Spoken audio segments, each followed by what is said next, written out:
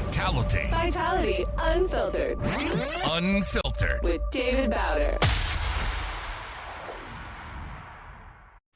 Welcome back to Vitality Unfiltered. I'm David Bauder, your host.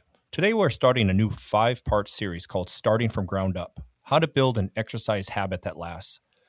This series is specifically for that person who has not exercised consistently in a long time. Maybe it's been 5, 10, 20 years, maybe never. Maybe you were active when you were younger. Life got busy, work took over, kids come along, your body changes, you gain a little weight, your knees start bothering you, your energy drops off, and somewhere along the line, exercise stops being part of your life. Now you know you need to start again. You might have even tried a couple times. Several times you start, but nothing seems to stick. This series is not going to be another complicated exercise program. I'm not going to overwhelm you with heart rate zones, advanced strength routines, or a perfect weekly schedule. We'll get to that on the practical side of the exercise. But first, we have to deal with the part that actually determines whether or not you succeed, and that's your mindset. Before we start today, I want you to do something for me. Whether you're driving, walking, sitting at home, or listening while you're getting ready to work, I want you to mentally complete one sentence for me. Don't overthink it, just answer it honestly. Complete the sentence. I am becoming someone who exercises because blank. Take a second and think about that. Maybe your answer comes immediately. Maybe you're struggling to think of one, and that's simply okay. But maybe your first answer is because I want to lose weight. Maybe it's because the doctor told me I need to exercise. Maybe it's because I don't like the way I look. Now, those are all real reasons. But during this episode, I want you to challenge yourself to go a little deeper. By the end of this discussion, I want you to have an answer that's meaningful enough that you can come back to it on the days that you don't feel like exercising. Because here's something I've learned. I've learned over 30 years in medicine. People don't stay committed because they don't have the information. Most people already know exercise is good for them. They know that they should move more. They should get stronger. They know sitting around all day isn't helping them. The problem is not a shortage of information. The problem is a shortage of follow-through. People stay committed when they have a reason that becomes more powerful than the reason of the excuse.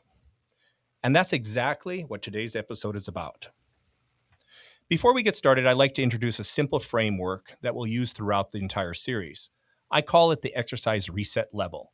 This isn't about judging yourself. It isn't about comparing yourself to anyone else. It's simply a way to identify where you are today and where you want to go down the road. Remember, every person is different.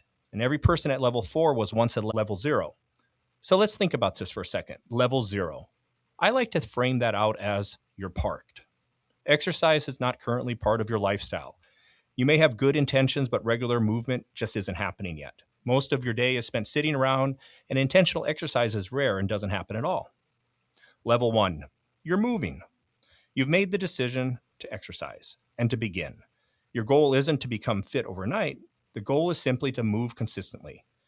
Maybe you're walking, riding a bike, stretching, or doing a few strength exercises. You're building a habit, and that's key for long-term success. Level 2, active.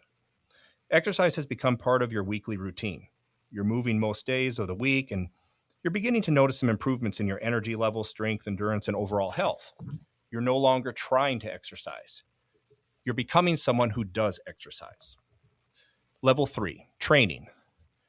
Now you're exercising with a purpose. You have a structure, you set goals, you intentionally work on improving your strength, endurance, flexibility, and performance. Health has become part of your identity. And then level 4, that's performing. Exercise is now a significant part of your lifestyle. You may complete some races, local races, regional races, endurance events, recreational sports, or you simply pursue a high level of personal performance. This isn't about being a professional athlete.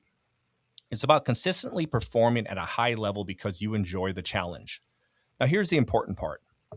This series is not about getting everyone to level 4. In fact, there is absolutely nothing wrong with staying at level 1 and 2 for the rest of your life. The vast majority of health benefits from exercise actually happen long before you ever become an elite athlete. This series is written for people who are at level 0, parked. Or maybe you're just beginning level 1, moving, because moving from parked to moving may be one of the most important health decisions you'll ever make. So before we can continue, ask yourself one simple question. What level am I? Don't answer it based on where you wish to be. Answer it honestly, because knowing where you are is simply the first step towards becoming the person you want to be. Now, when people think about beginning an exercise program, they usually start by asking the wrong question. What gym should I join? What shoes should I buy? Should I walk or lift weights? Should I exercise 3 days a week or 4, 5? Should I do cardio first or strength training first? Now, keep in mind, weight loss and vitality, we love patients doing strength training first and then cardio. Now, these are all reasonable questions, but they are not the first question that you need to be asking. Have you actually decided that exercise is going to be a part of your life? That is the question. That is the first question that you should ask. Not for 2 weeks, not until vacation, not until you lose your 20 pounds, not until your next doctor's appointment. For the rest of your life, you are committing to a lifelong journey of exercise. That may sound a bit dramatic, but I think this is where most people get stuck. They approach exercise as another temporary project. They say, I'm going to try to exercise. I'm going to try to lose some weight. I'm going to try and see how it goes. The problem is that trying leaves an exit door. You're waiting to see whether it becomes difficult, inconvenient, uncomfortable, or boring. And it will become all of those at some point in the program. If exercise is simply something you're temporarily trying, you will stop as soon as the motivation phase or the goal is achieved. The first step is not finding the perfect workout. The first step is making the decision. Now, people often tell themselves the biggest barrier to their body, my knees are bad, my back hurts, I'm too overweight, I'm old, I don't have the energy I used to. Other people say the problem is their schedule. I work too much. I have children. My mornings are too busy. I'm exhausted by the end of the day. And they are real. I'm not dismissing any of them. Some people have significant physical limitations. Some people have demanding jobs, family responsibilities, chronic pain, and medical conditions that absolutely affect the kind of exercise that they'd like to do. But limitations determine how you begin. It does not determine whether you begin. If you cannot run, then you might be able to walk. If you cannot walk comfortably for 30 minutes, you may be able to walk for 5.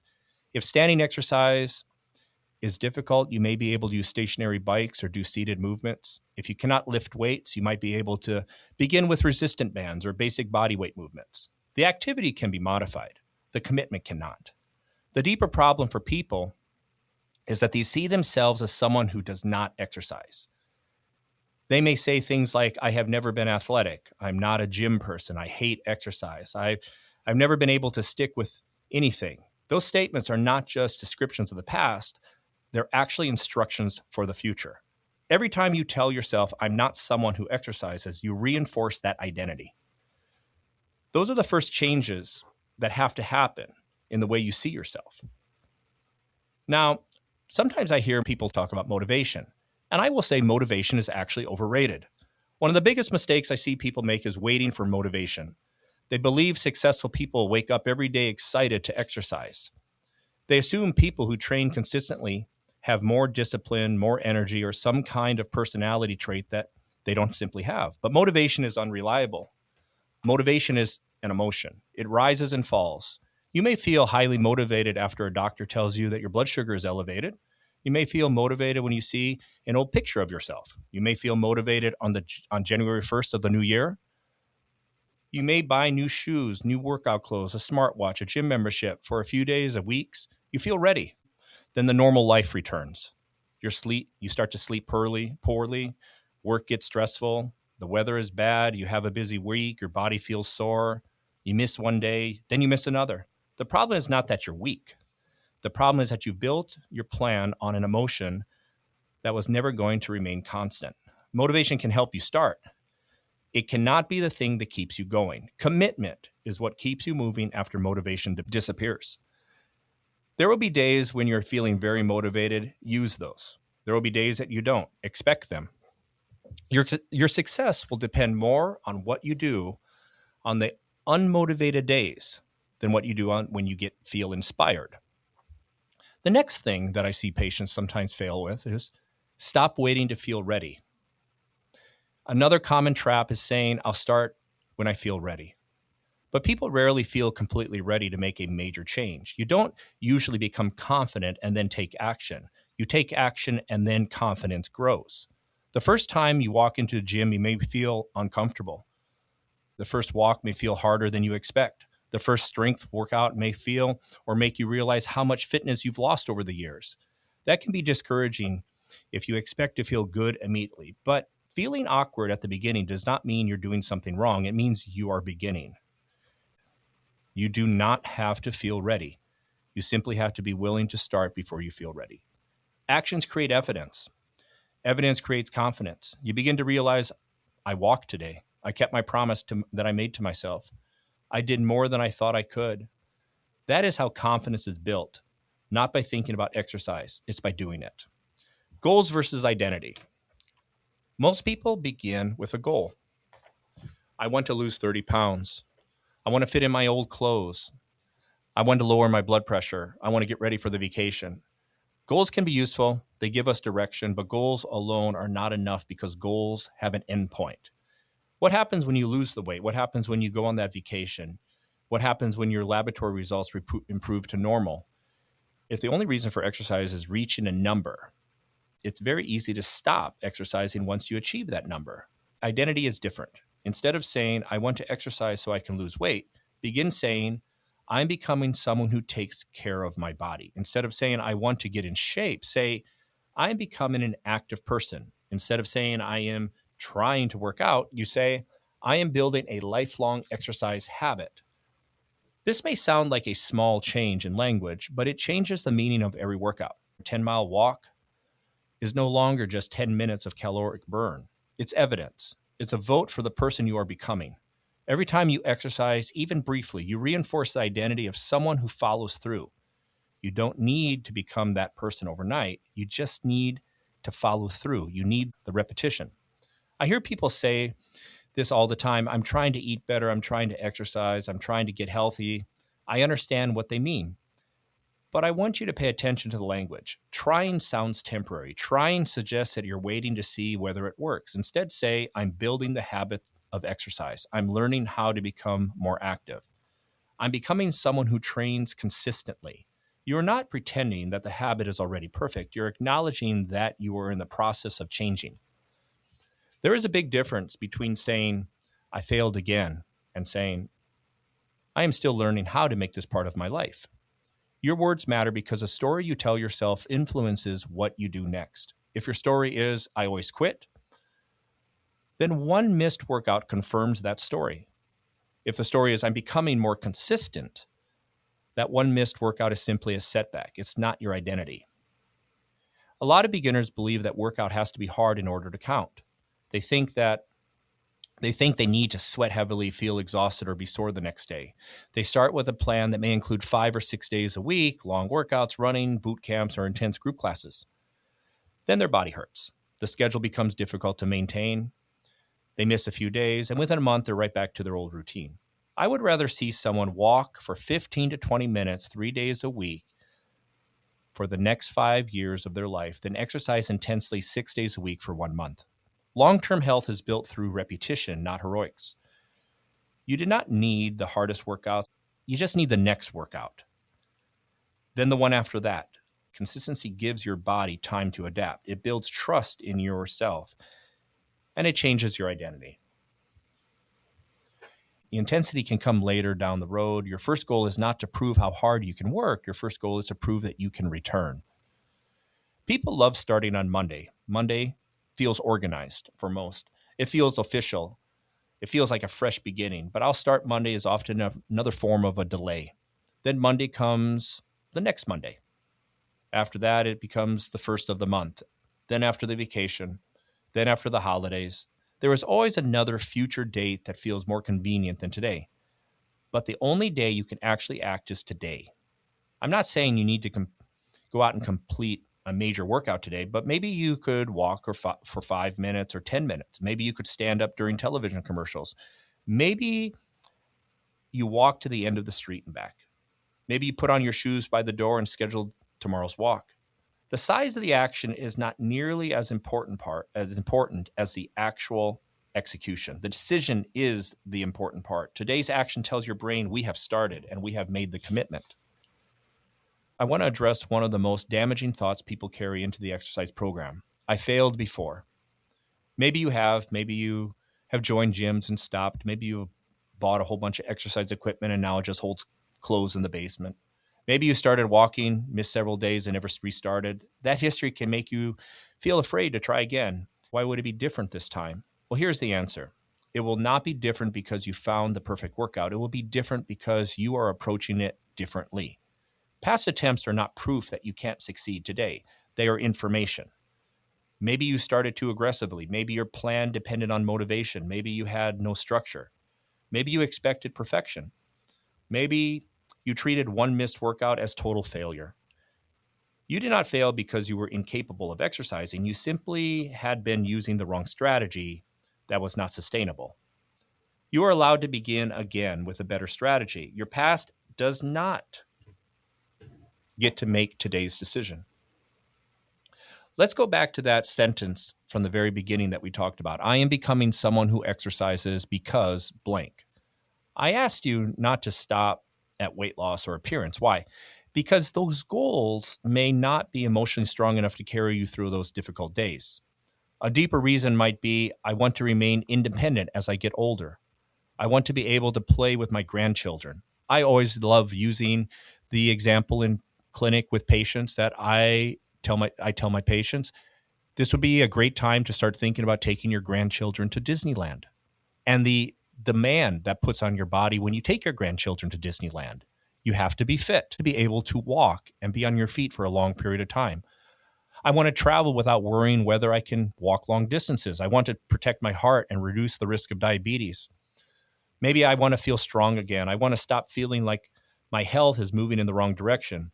I want my children to see me taking care of myself, setting the right example. So your kids can grow up in a positive environment where they also take health and taking care of themselves. It's important. I watch my parents lose their mobility. I don't want that for my kids' future. Those reasons are not about punishment. They are not about hating your current body. They are about protecting your future. That is an important distinction. You are not exercising because your body has failed you. You are exercising because your body is worth caring for. Now, before we close, I want to include an important reminder. If you have significant cardiovascular disease, uncontrolled blood pressure, severe shortness of breath, chest pains, severe joint pains, major balance problems, or any other medical condition that could affect safety, it is a good idea, and you need to speak to your healthcare provider before you begin any new exercise program. The goal is not to prove how hard you can push. The goal is to begin safely and start building gradually. Your starting point should reflect your current health, not where you think you should be. Here is a challenge for the week. I want you to complete this sentence that we started with. But this time, do not think about it. Write it down on an actual piece of paper. I am becoming someone who exercises because, and leave your answer. Be honest. Maybe it's about your children or your future, preventing diseases, rebuilding confidence. Maybe you're simply tired of watching your health decline. But once you put it on that piece of paper, I want you to go ahead and put it somewhere in your house that you're going to see it every day. I love telling my patients to put it on the mirror. So they get up every morning, they brush their teeth, and they see it on the mirror. Keep it on your wall, take a picture of it. And I want you to read that every day. This is the first part of the challenge. The second part is simply doing one small physical action today, not Monday, but today. Walk for 5 minutes, walk for 10 minutes, stretch, stand up, and move around the house. The specific activity matters less than the fact that you're going to follow through. You're not trying to transform your body today. You're proving that the decision has been made. Remember this, you do not have to become fit before you can tell yourself you're someone who exercises. You become someone who exercises every time you show up, even if it's only for 5 minutes. Do not wait for motivation. Do not wait to feel completely ready. Do not wait until Monday. Make the decision today. You are not starting another temporary exercise program. You are beginning the process of becoming someone who takes care of their body and life. In the next episode, we're going to talk about one of the biggest reasons people quit. They start too hard, do too much. They create a plan that can't be sustained. We'll talk about why you should start small, much smaller than you think, why 5 or 10 minutes really does count, and how small wins begin by creating momentum. Thank you for joining me on Vitality Unfiltered, and we look forward to seeing you on the next episode.